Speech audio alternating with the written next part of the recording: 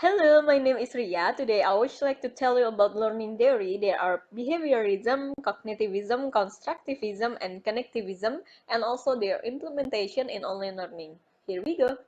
Okay, the first is behaviorism. Behaviorism is grounded in the study of observable behavior, physical skills, and doesn't take into consideration the functions of the mind. According to behaviorism, knowledge exists outside of a person and is gained through behavior modification. The theory views learning as a change in behavior that can be conditioned using positive and negative reinforcements, such as rewards and punishment.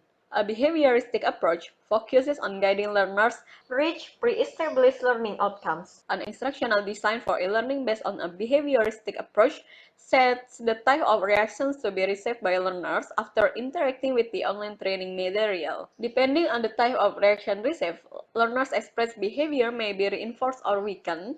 This highlights the importance of feedback throughout the entire learning process, not only at the end of the e-learning course, but each time a learner interacts with the system. Behaviorism observes new behavior patterns and focuses on how to learn. The critical component to making this theory effective is having a measuring or reporting process in place that is both reliable and accurate. The learning material should be broken down into small instructional steps being presented in a deductive way by means of starting with a rule, category, principle, formula or definition, giving positive examples to reinforce understanding, and showing negative examples to establish conceptual boundaries. Behavioristic approach for learning suggests to demonstrate the required operation, procedure or skill, and to break it down into its part with appropriate explanation before learners are expected to copy the desired behavior. Learners are supposed to build proficiency from frequent review or revision with check tests at strategic points or repeat practice with feedback. Next is cognitivism. This theory focuses on mental processes, including how people perceive, think, remember, learn, solve problems, and direct their attention to one stimulus rather than another.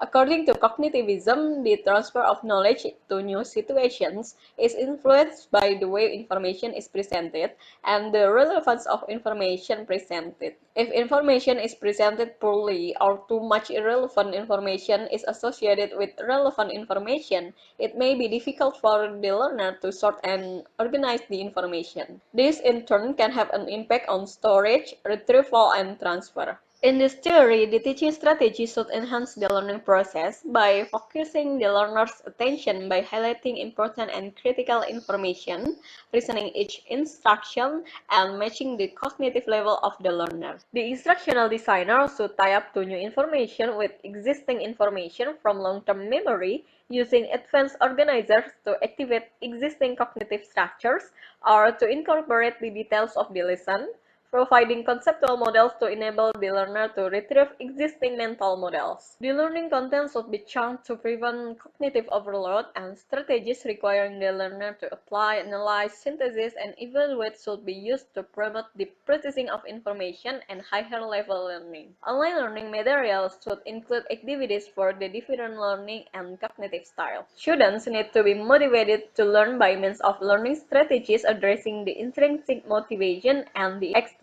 motivation.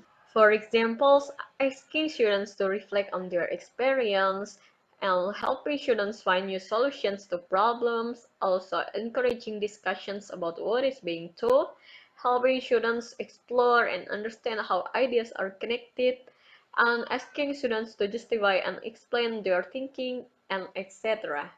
Okay, next is constructivism.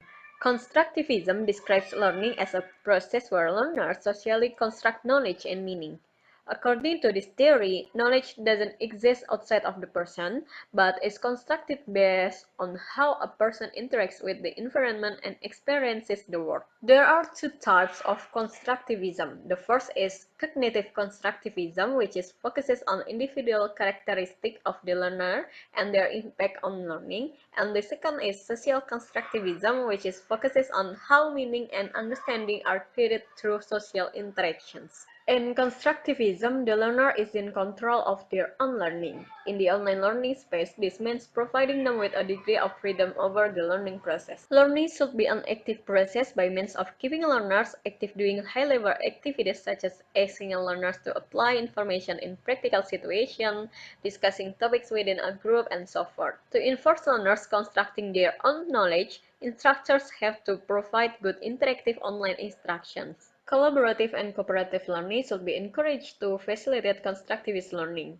Working with other learners gives students real experience and allows them to use and improve their metacognitive skills. Learners should be given control of the learning process. When learning online, students should be given time and opportunity to reflect the learning content. Learning should be made meaningful and illustrative for learners by including examples and use cases for theoretical information. Instructors should focus on interactive learning activities to promote higher level learning and social presence and to help develop personal meaning. And the last is connectivism. It is most closely associated with online learning. In connectivism, it is the collective connections between all the nodes in a network that result in new forms of knowledge. The significance of connectivism is that its proponents argue that the Internet changed the essential nature of knowledge. The main purpose of a teacher appears to be to provide the initial learning environment and context that brings learners together and to help learners construct their own personal learning environments that enable them to connect the successful networks with the assumption that learning will automatically occur as a result through exposure to the flow of information and the individual's autonomous reflection on its meaning. Learners should choose courses and information tailored to their own goals and abilities. The instructor still supports learning by providing scaffolding to support learners to make connections with other students and with resources in the virtual world. Like constructivism, self-reflection and self-assessments help learners continuously improve their learning by actively reflecting on the processes they use as they engage in learning activities. The difference is that there are no instructor-controlled assessments at all. The only assessments available during the course are peer review and computer feedback. It is about learning is a creative process and the students learn through informal network technology-enabled environments and that they connect information because they have a desire to know more and that they have the decision-making skills about learning what deciding for themselves what they need to learn, and some examples is through the use of coursework email, use of forums, blogs, and YouTube. Okay, I think that's enough. Thanks for your attention and bye!